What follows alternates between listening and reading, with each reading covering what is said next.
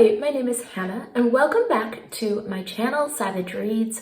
I have some fun crafting updates and some books I want to show you and some books that I want to talk about. So let's jump into that. So to start out with the crafting update, I did finish my little shawl that I made.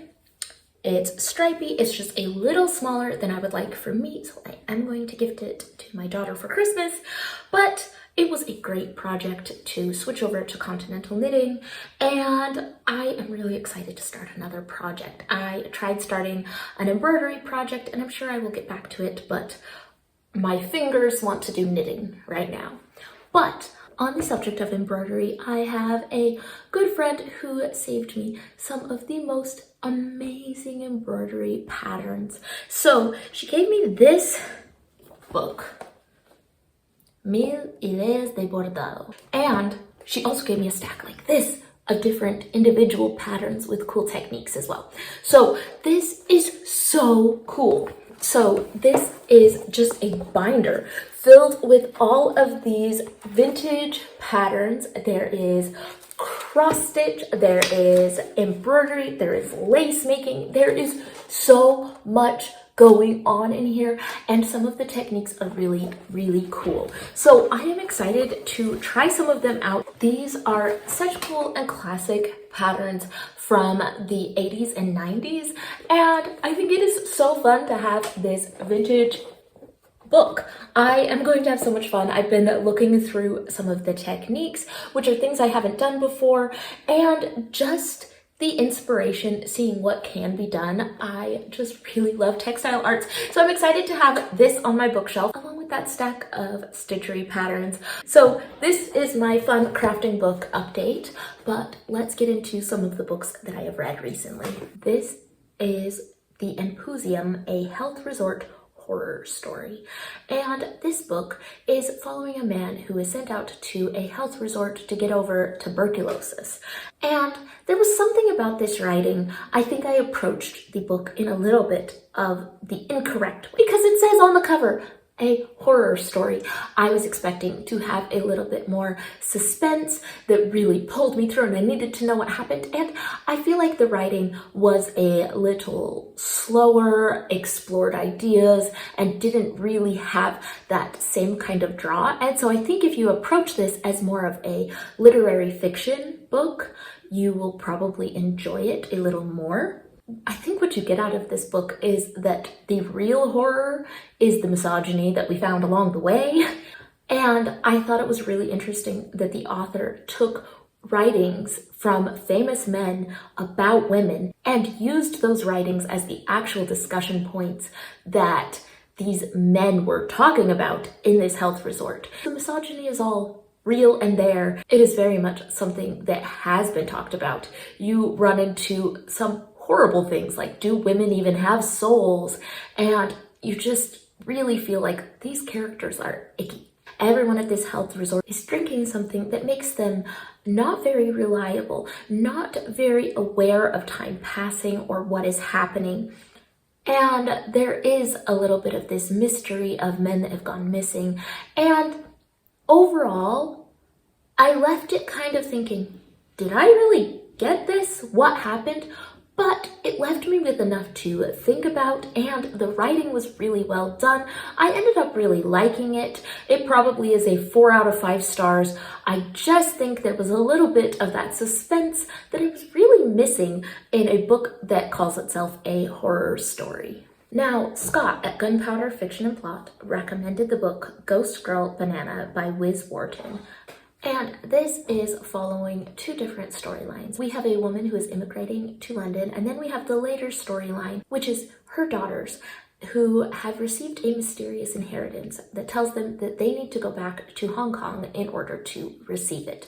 And so you get these 2 different timelines. You discover what happened with the mother at the same time as our main character goes back to Hong Kong and slowly learns more about her mother at the same time. And I love this kind of book. I love books where people are really reaching for their roots and understanding the importance of family and the importance of understanding where you come from and how it can be empowering in your life. I think that It was just really done well. I liked all the twists and turns. I think my only downside is just my own personal thing. If a mysterious stranger left me a whole bunch of money, I wouldn't be questioning, oh, I don't know if I can go and collect this $1 million. I don't know if that's a thing that I could do. I'd be like, oh, heck yes, all right, let's do this. I don't know if I quite got the main character or her sister's reluctance to automatically claim that inheritance. But I did think it was a really well done book. I do highly recommend. I thought it was really interesting to not only understand some of the history, because we have the historical fiction element, the different time and place, but just this really beautiful family saga. So this next book I heard about from the channel Scotty Cherie Reads, and this is Model Home by Rivers Solomon. This is following these siblings who had a troubled growing up. They lived in this house and they all moved away and didn't keep in great contact with their parents. And then after the tragic death of their parents, they come back together and they are at this house that holds a lot of secrets and left a lot of scars on these grown-up children. So this is a bit of that haunted house feel. You don't really know what's going on. This book is filled with so many trigger warnings. Be wary going into this book because it was a hard read at parts and felt really rather bleak. I just wanted to know what was happening, so that's why I made it to the end. And you know what? When I hit the end, I actually really liked the ending. I think there were some really great messages about family and strength through community that I thought were really lovely, but it took a lot to get there.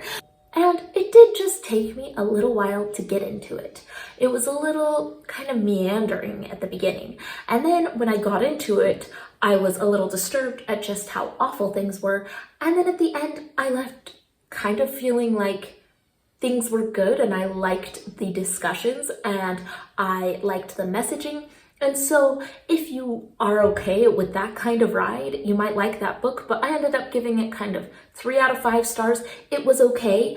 I wouldn't say I loved it and I didn't hate it, but there was just a lot going on. Now, this book I read with the amazing Tiffany at Towering TBR. We did this as a buddy read and read King of Kings, The Iranian Revolution, A Story of Hubris, Delusion, and Catastrophic Miscalculation by Scott Anderson.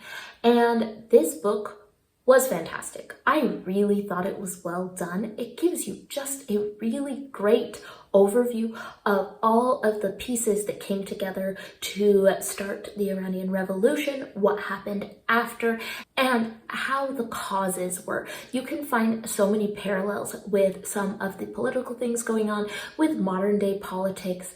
I found it to be a very timely and relatable book. Even though this book is talking about things that happened in the 70s and 80s, it feels very relevant and very fresh.